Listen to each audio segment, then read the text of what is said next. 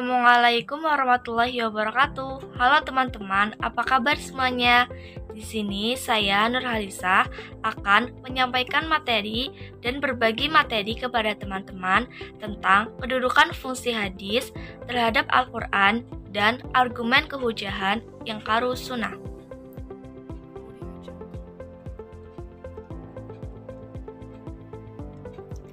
Nah, di sini saya akan menyampaikan materi tentang pendudukan fungsi hadis terhadap Al-Quran dan argumen kehujahan yang karu sunnah. Adapun peta konsep, kita akan mempelajari 4 sub materi. Yang pertama, di sub A, ada dalil-dalil nakli dan akli kehujahan sunnah. Sub B, ada fungsi sunnah terhadap Al-Quran. Sub C, pengertian dan tripologi yang karu sunnah. Dan sub D, ada argumentasi yang karu sunnah. Kita akan mempelajari dulu tentang sub A, dalil-dalil nakli dan akli kehujahan sunnah. Nah, dalil kehujahan sunnah atau hadis adalah keberadaan sunnah sebagai dasar ajaran atau dasar hukum dalam Islam. Sedangkan sunnah adalah sumber hukum Islam atau pedoman hidup kaum muslimin yang kedua setelah Al-Quran. Hadis kedudukannya sebagai hujah dalam ajaran Islam dapat dikemukakan dalil-dalilnya ada 3. Yang pertama, ada dalil Al-Quran. Kedua, dalil hadis Nabi SAW. Ketiga, ada dalil ijma atau sahabat. Yang pertama, dalil Al-Quran. Dalil Al-Quran ini menjelaskan tentang kewajiban untuk tetap teguh beriman kepada Allah Subhanahu wa Ta'ala dan Rasul-Nya. Iman kepada Rasulullah SAW sebagai utusan Allah Subhanahu wa Ta'ala merupakan satu keharusan dan sekaligus kebutuhan setiap individu. Firman Allah Subhanahu wa Ta'ala, Quran surat Ali Imran ayat 3 yang berbunyi, Man yuti'ir rasula faqad atallaha wa man tawalla fama arsalnaka 'alaihim hafid. Artinya, katakanlah, taatilah Allah dan Rasul-Nya. Jika kamu berpaling, maka sesungguhnya Allah tidak menyukai orang-orang yang kafir. Menurut penjelasan ulama, ayat tersebut memberikan petunjuk bahwa bentuk ketaatan kepada Allah adalah dengan mematuhi petunjuk Al-Quran. Sedang bentuk ketaatan kepada Rasul SAW adalah dengan mengikuti sunnah beliau. Dalil Nabi SAW. Kedudukan sunnah ini juga dapat dilihat melalui sunnah-sunnah Rasul SAW itu sendiri. Banyak sunnah yang mengabarkan bahwa hal ini dan menunjukkan perlunya ketaatan kepada perintahnya. Dalam salah satu pesannya berkenaan dengan keharusan menjadikan sunnah sebagai pedoman hidup selain Al-Quran, Rasul SAW, bahwa Rasulullah SAW bersabda, Aku tinggalkan 2 pusaka pada kalian. Jika kalian berpegang kepada keduanya, niscaya tidak akan tersesat, yaitu kitab Allah atau Al-Quran dan sunnah Rasul-Nya. Hadis riwayat Malik. Ketiga, dalil ijma sahabat. Pada masa Nabi SAW masih hidup, para sahabat melaksanakan hukum-hukumnya dan menjalankan segala perintah serta larangannya. Di antara para sahabat, misalnya, banyak peristiwa yang menunjukkan adanya kesepakatan menggunakan sunnah sebagai sumber hukum Islam. Antara lain, dapat diperhatikan peristiwa di bawah ini. Yang pertama, ketika Abu Bakar dibaiat menjadi khalifah, dia berkata, Saya tidak meninggalkan sedikit pun sesuatu yang diamalkan atau dilaksanakan oleh Rasul SAW. Sesungguhnya saya takut tersesat bila meninggalkan perintahnya. Kedua, pada saat Umar berada di depan Hajar Aswad, dia berkata, "Saya tahu bahwa engkau adalah batu. Seandainya saya tidak melihat Rasul Shallallahu Alaihi Wasallam menciummu, saya tidak akan menciummu." Tiga, diceritakan dari Zaid bin al-Musyayyab bahwa Utsman bin Affan berkata, "Saya duduk sebagaimana duduknya Rasul Shallallahu Alaihi Wasallam. Saya makan sebagaimana makannya Rasul Shallallahu Alaihi Wasallam, dan saya sholat sebagaimana sholatnya Rasul Shallallahu Alaihi Wasallam." Nah, sub B, ada fungsi hadis terhadap Al-Quran. Hubungan Al-Quran dengan hubungan Al-Hadis dengan Al-Quran. Pertama, As-Sunnah sebagai penjelas, dan juga sebagai penjelas ada Al-Quran. Sebagai penjelas juga ada Bayan At-Taqrir,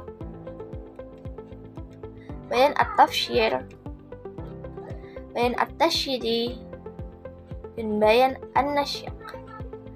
Bayan At-Tafsir mempunyai fungsi memerinci ayat-ayat yang mujmal, mentakyid ayat-ayat yang mutlak, dan mentaksis ayat-ayat am. Fungsi al-hadis terhadap Al-Quran. Al-Quran sebagai sumber pertama memuat ajaran-ajaran yang bersifat umum, yang perlu dijelaskan lebih lanjut dan terperinci. Disinilah sunnah menduduki dan menepati fungsinya sebagai ajaran kedua. Sunnah Nabi SAW menjadi penjelas bagi Al-Quran. Ada 4 hal fungsi sunnah terhadap Al-Quran. Yang pertama, bayan at-takrir atau at-ta'kid atau al-isbat. Kedua, bayan at-tafsir. Ketiga, bayan at-tashiri. Dan keempat, ada bayan an-nasakh. Pertama, kita akan membahas tentang bayan at-takrir, atau sering juga disebut dengan bayan at-ta'kid atau penegas hukum, dan bayan al-isbat adalah hadis yang berfungsi untuk memperkokoh dan memperkuat pernyataan Al-Quran. Dalam hal ini, hadis hanya berfungsi untuk memperkokoh isi kandungan Al-Quran. Suatu hadis yang diriwayatkan Muslim dari Ibnu Umar yang berbunyi sebagai berikut. Fa'idha ra'aitumul hilala fasumu wa idha ra'aitumu fa'at aftiru. Artinya, apabila kalian melihat ru'yah atau bulan, maka berpuasalah.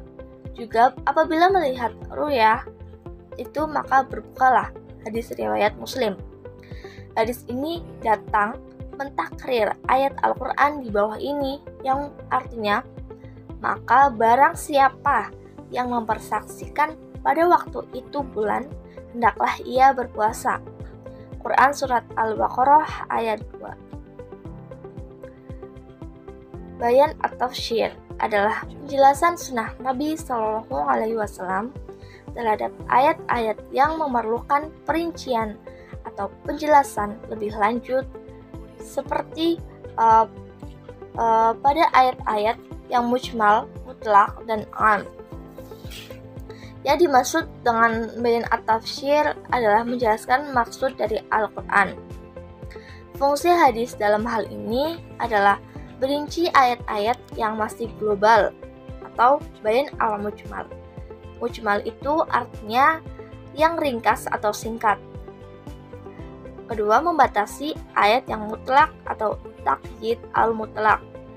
Mutlak itu artinya kata yang menunjukkan pada hakikat kata itu sendiri adanya dengan tanpa memandang kepada jumlah maupun sifatnya. Ketiga, mengkhususkan ayat yang umum atau takhsis al-am. Artinya, membatasi keumuman ayat Al-Quran sehingga tidak berlaku pada bagian-bagian tertentu. Bayan at-tashiri adalah menjelaskan hukum yang tidak disinggung langsung dalam Al-Quran. Bayan ini juga disebut dengan bayan al-zaid ala Alkitab Al-Karim. Hadis bayan at-tasyri ini merupakan hadis yang diamalkan sebagaimana dengan hadis-hadis lainnya. Ibnu Al-Qayyim pernah berkata bahwa hadis-hadis Rasulullah SAW itu yang berupa tambahan setelah Al-Quran merupakan ketentuan hukum yang patut ditaati dan tidak boleh kita tolak sebagai umat Islam. Contohnya itu dari hadis dalam kelompok ini adalah tentang hadis zakat fitrah. Artinya itu Rasulullah SAW telah mewajibkan zakat fitrah kepada umat Islam pada bulan Ramadan. Satu zakat atau satu sya, kurma atau gandum untuk setiap orang, baik merdeka atau hamba, laki-laki atau perempuan. Hadis yang termasuk bayan at-tasyri ini wajib diamalkan, sebagaimana dengan hadis-hadis yang lainnya. Bayan an-nasyak. Secara bahasa, bayan an-nasyak bisa berarti al-ibtal atau membatalkan, al-ijlal menghilangkan, at-tahwil memindahkan, atau at-tarhil mengubah.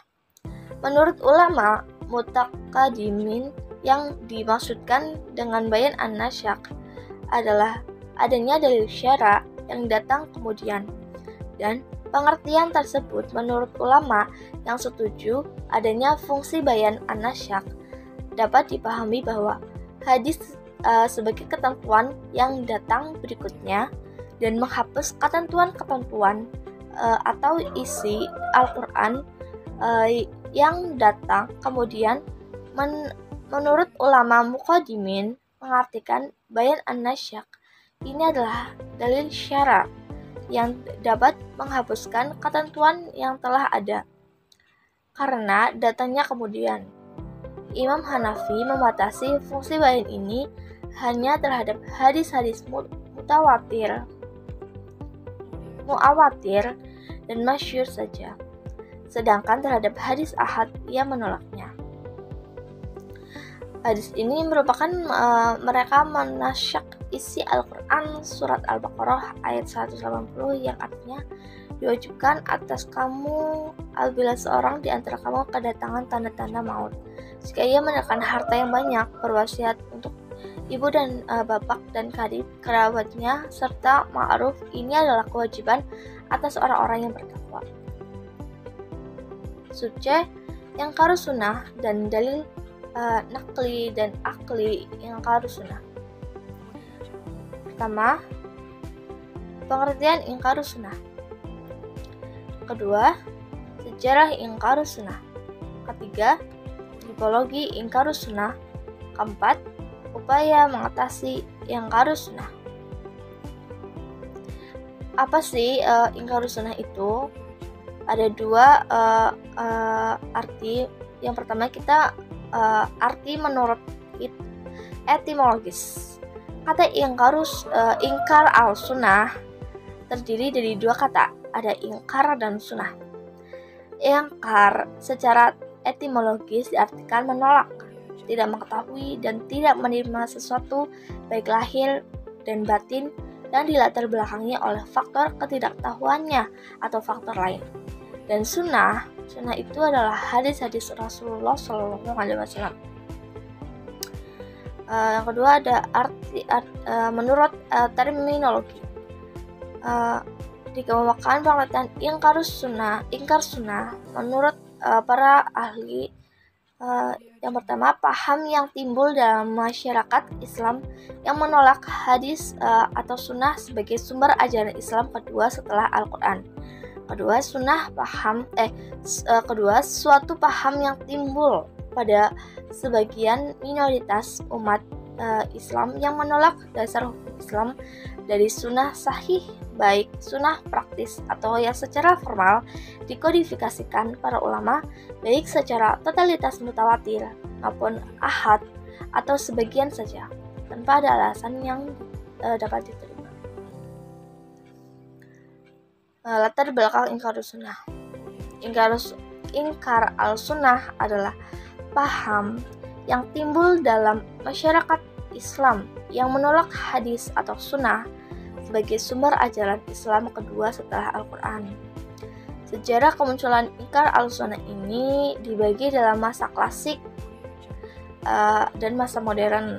Masa klasik terjadi pada abad 2 Hijriah atau 7 Masehi di Irak, dan masa modern pada abad 19 Masehi atau 13 Hijriah yang bermula di India.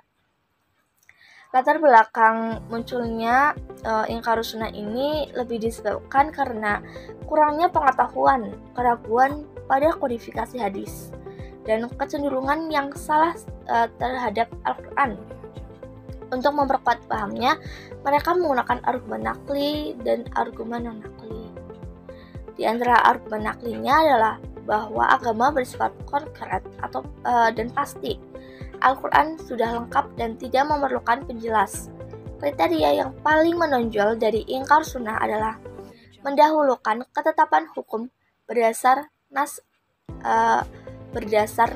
yang zahir, disertai keyakinan bahwa sunnah tidak memiliki kekuatan hukum sedikit pun.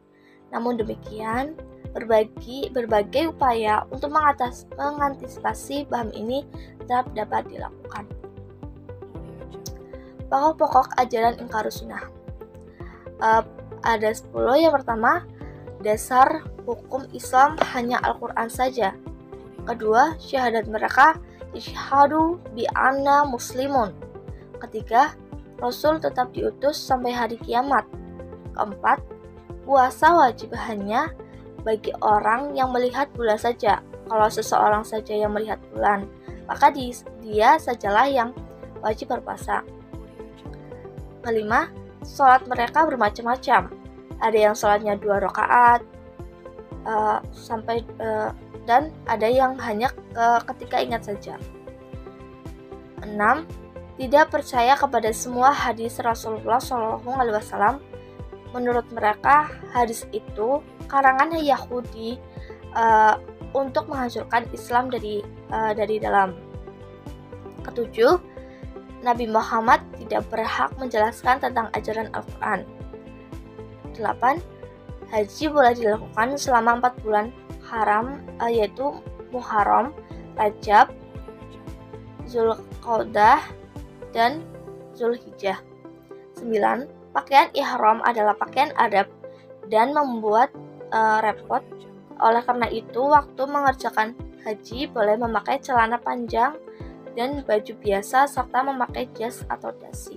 Jadi yang ke-9 ini itu pakaian ihram yang dipakai itu pakaian Arab itu repot gitu, susah. Oleh karena itu ingkar sunnah itu boleh memakai celana atau baju biasa. 10. Orang yang meninggal dunia tidak disolatkan karena tidak ada perintah Al-Quran.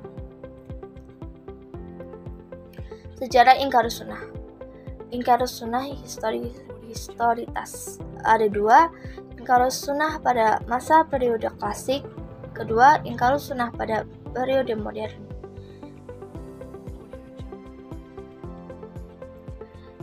Ingkar sunnah pada masa klasik terjadi pada masa Imam Asy-Syafi'i 204 Hijriah yang menolak kehujahan sunnah dan menolak sunnah sebagai sumber hukum Islam baik mutawatir maupun ahad. Mereka itu kemudian dikenal sebagai orang-orang yang berpaham ingkar al-sunnah atau munkir al-sunnah. Ingkar sunnah klasik lahir di Irak kurang lebih abad 2 Hijriah atau 7 Masehi. Muncul akibat ketidaktahuannya tentang kedudukan sunnah dalam syariah Islam. Secara garis besar, Muhammad Abu Zahra berkesimpulan bahwa ada 3 kelompok pengingkar sunnah yang berhadapan dengan Asy-Syafi'i, yaitu ada 3. Yang pertama, menolak sunnah secara keseluruhan. Golongan ini hanya mengakui Al-Quran saja yang dapat dijadikan hujah. Kedua, tidak menerima sunnah kecuali yang semakna dengan Al-Quran. Ketiga, hanya menerima sunnah mutawatir saja dan menolak selain mutawatir, yakni sunnah ahad. Menjelang akhir abad kedua Hijriah, muncul kelompok yang menolak sunnah sebagai salah satu sumber syariat Islam. Di samping ada pula yang menolak sunnah yang bukan mutawatir saja. Yang pertama ada Khawarij dan Sunnah. Secara etimologis, kata Khawarij adalah dari bahasa Arab, yaitu kharaja yang berarti keluar, muncul, timbul, atau memberontak. Sementara Khawarij yang dimaksud di sini itu adalah golongan yang memisahkan diri dari kepemimpinan Ali bin Abi Thalib. Hadis-hadis yang meriwayatkan oleh para sahabat sebelum kejadian fitnah atau perang saudara antara Ali bin Abi Thalib dan Muawiyah diterima oleh kelompok Khawarij dengan alasan bahwa sebelum kejadian itu para sahabat dinilai sebagai orang-orang yang adil. Namun setelah kejadian fitnah tersebut, kelompok Khawarij menilai mayoritas sahabat Nabi SAW sudah keluar dari Islam. Akibatnya, hadis-hadis yang diriwayatkan oleh para sahabat sesudah kejadian itu ditolak kelompok Khawarij. Namun ada juga kelompok dari golongan Khawarij yang menolak hadis Nabawi. Mereka adalah kelompok Ibadiyah. Kedua ada Syiah dan Sunnah. Syiah dilihat dari bahasa berarti pengikut, pendukung, partai, atau kelompok. Secara terminologis, Syiah merupakan sebagian kaum muslim yang menganggap Ali bin Abi Thalib lebih pantas menjadi khalifah daripada khalifah-khalifah sebelumnya. Dan mereka selalu merujuk pada Ahlul Bait. Golongan Syiah menganggap bahwa sepeninggalan Nabi SAW, mayoritas para sahabat sudah murtad kecuali beberapa orang saja yang menurut mereka masih tetap muslim. Karena itu, golongan Syiah menolak hadis-hadis yang diriwayatkan oleh mayoritas para sahabat tersebut. Syiah hanya menerima hadis-hadis yang diriwayatkan oleh Ahlul Bait saja. Ketiga, Mu'tazilah dan Sunnah. Secara harfiah, kata Mu'tazilah berasal dari i'tazalah yang berarti berpisah atau memisahkan diri. Mereka memisahkan diri dari mayoritas umat Islam. Syekh Muhammad Al-Hudari berpendapat bahwa Mu'tazilah menolak sunnah. Pendapat ini berdasarkan adanya diskusi antara Imam Asy-Syafi'i dan kelompok yang mengingkari sunnah. Sementara kelompok atau aliran yang ada pada waktu itu di Basrah, Irak adalah Mu'tazilah.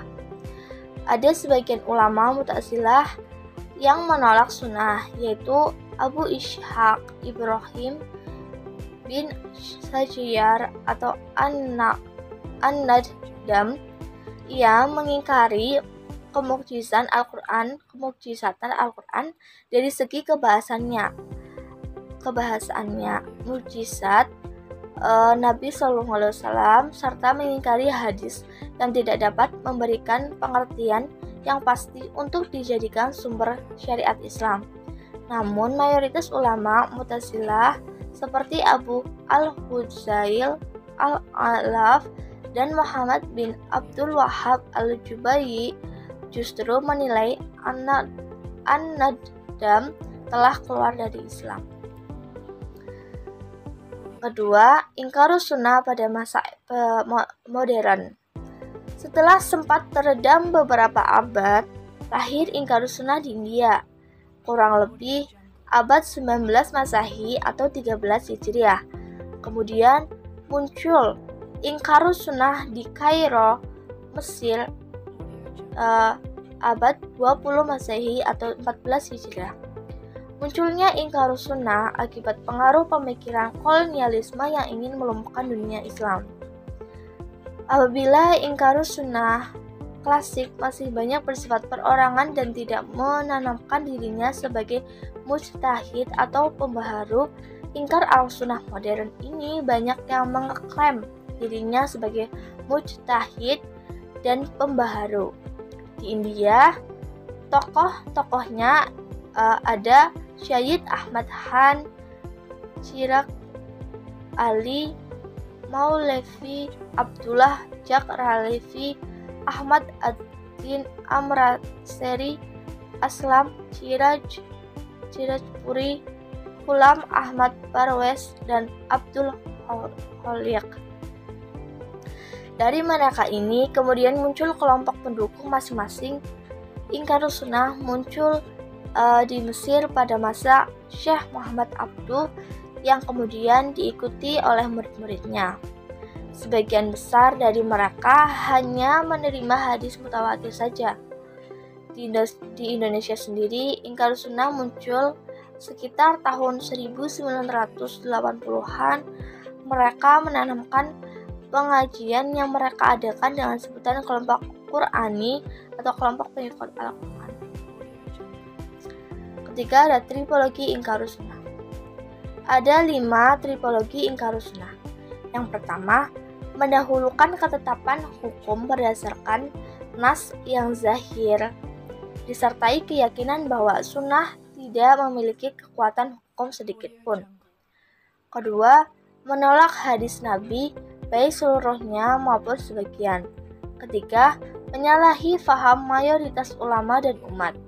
Keempat, hanya mengambil dasar hukum dari Al-Quran saja. Kelima, berbeda dalam cara pelaksanaan ibadah tertentu. Adapun tokoh-tokoh Ingkarus Sunnah, Taufik Syidqi, yang kedua Rasyid Khalifah, ketiga Ghulam Ahmad Parvez, keempat Hasim Ahmad, kelima tokoh-tokoh Ingkarus asal Indonesia ada Abdul Rahman, Muhammad Irham Sutarto, Lukman Zangat, dan Ahmad Sutarto, dan Nazwar Syamsu di Padang, Sumatera Barat, Dalimi Lubis, dan Sanwani Pasar Rumput, Jakarta Selatan. Upaya mengatasi Ingkarus Sunnah. Beberapa upaya yang dapat dilakukan untuk mengantisipasi paham ingkar as-sunnah diantaranya: 1. Lebih mendalami ilmu agama agar tidak mudah terpengaruh aliran sesat. 2. Memahami isi kandungan Al-Quran dan hadis. 3. Waspada terhadap pendapat-pendapat yang muncul yang tidak sesuai dengan Al-Quran dan hadis. 4. Meyakini bahwa sunnah dan hadis adalah sumber kedua hukum Islam. 5. Menjauhi aliran-aliran yang menganggap bahwa sunnah dan hadis tidak benar. 6. Pihak berwajib melarang penyebaran paham ingkar al-sunnah di wilayahnya. Sub D. Argumentasi atau dalil Ingkarus Sunnah. Yang pertama, argumen-argumen nakli. Agama bersifat konkret dan pasti. Mereka berpendapat bahwa agama harus dilandaskan pada suatu yang pasti. Apabila kita mengambil dan memakai sunnah, berarti landasan agama itu tidak pasti. Al-Quran yang kita jadikan landasan itu bersifat pasti, seperti dalam ayat Alif Lam Mim. Kitab Al-Quran ini tidak ada keraguan padanya.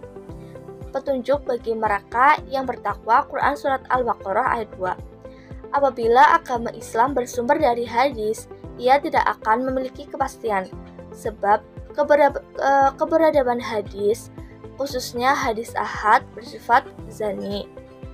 Dalam firman-Nya, dan kebanyakan mereka tidak mengikuti kecuali persangkaan saja. Sesungguhnya persangkaan itu sedikit pun tidak berguna untuk mencapai kebenaran. Quran Surat Yunus ayat 10. Al-Quran Sunnah lengkap. Mereka menggunakan dalil Al-Quran dan tidak kami alpakan sesuatu pun dalam kitab Al-Quran ini. Quran Surat Al-An'am ayat 6. Al-Quran turun sebagai penerang atas segala sesuatu secara sempurna. Al-Quran telah menjelaskan segala hal secara tuntas, jadi tidak perlu mengambil pegangan lain selainnya. Al-Quran tidak memerlukan penjelas, dan kami turunkan kepadamu Alkitab atau Al-Quran untuk menjelaskan segala sesuatu dan petunjuk serta rahmat dan kabar gembira kepada bagi orang-orang yang berserah diri. Quran Surat An-Nahl ayat 16. Dan dialah yang telah menurunkan Alkitab Al-Quran kepadamu dengan terperinci. Quran Surat Al-An'am ayat 6. Ayat ini dipakai dalil oleh para pengingkar sunnah, baik dulu maupun kini. Mereka menganggap Al-Quran sudah cukup karena memberikan penjelasan terhadap segala masalah. Hadis. Apa yang datang dariku atau Nabi, maka konfirmasikanlah dengan kitabullah. Jika sesuatu dengan kitabullah, maka hal itu berarti aku telah mengatakannya. Dan jika ternyata menyalahi kitabullah, maka hal itu bukanlah aku yang mengatakannya. Dan sesungguhnya aku selalu sejalan dengan kitabullah, dan dengannya Allah telah memberi petunjuk kepadaku.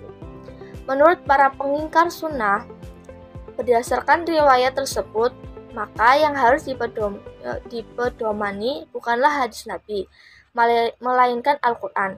Dengan demikian, menurut hadis tersebut, hadis atau sunnah tidaklah berstatus sebagai sumber ajaran Islam. 2. Argumen non-nakli atau akli. Argumen yang tidak berupa ayat Al-Quran atau hadis-hadis diantaranya. 1. Al-Quran diwahyukan oleh Allah kepada Nabi Muhammad melalui malaikat Jibril dalam bahasa Arab. Orang-orang yang memiliki pengetahuan bahasa Arab mampu memahami Al-Quran secara langsung tanpa bantuan penjelasan dari hadis Nabi. 2. Dalam sejarah, umat Islam mengalami kemunduran.